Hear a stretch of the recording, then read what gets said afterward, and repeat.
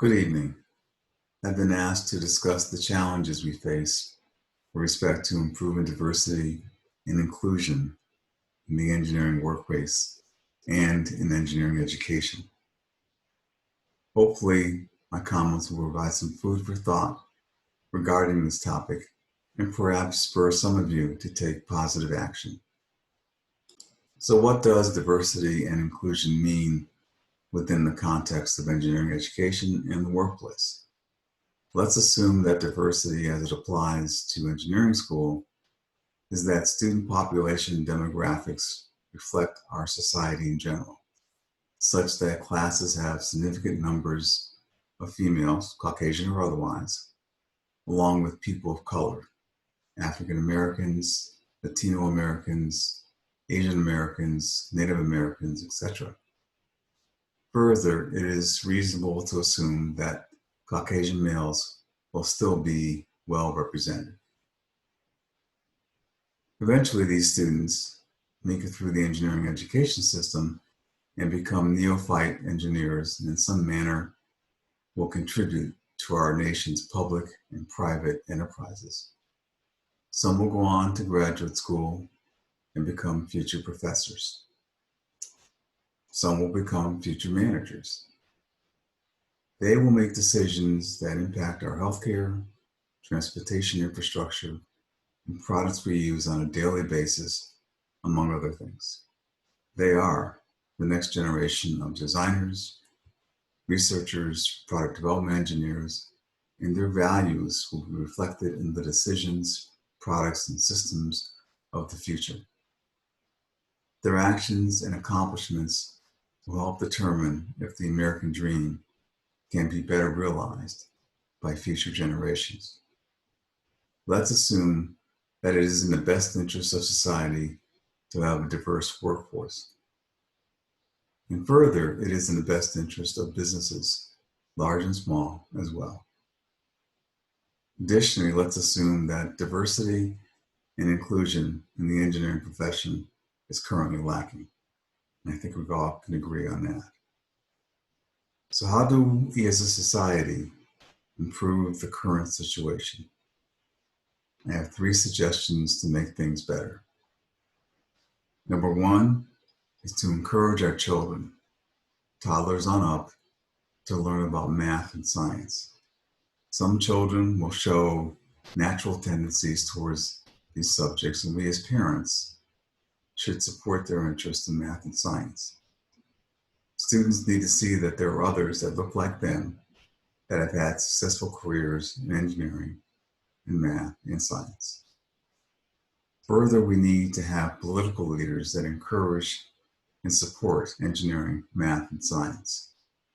The current White House occupants denigrate science, and that has to change. During my brief time on this earth, I've observed students being discouraged to pursue a career in science or engineering because they were having a hard time in math. I'm no math genius, and I've had to have a lot of help along the way, particularly to get through 3-dimensional vector calculus. But given the current engineering and math CAD tools available at our disposal today, you don't have to be a math jockey to be a good engineer. I would challenge all those practicing engineers out there listening. When is the last time you've had to solve a partial differential equation for work? For most of us, the answer is never, probably. Number 2 is you need to provide the proper environment, the community, so that minority engineers and eventually minority neophyte engineers are not isolated. My tenure as an engineering undergraduate provides an example of what not to do. After my 3rd semester at Yukon, I was typically the only minority student in my classes, and usually the only African Americans. There were no females in any of my upper classes.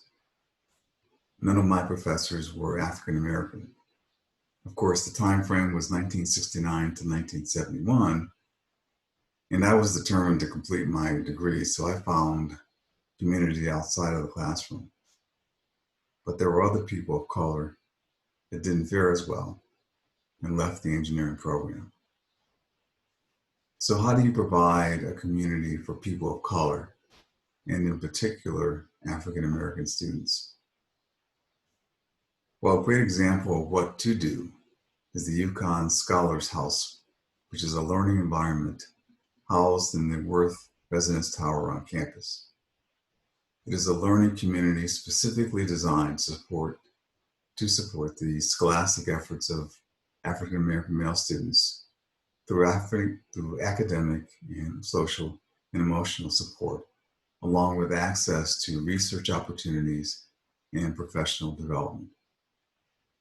I had the opportunity to tour that house last year and learn about the program, and really wished that I had such a program when I was an undergraduate.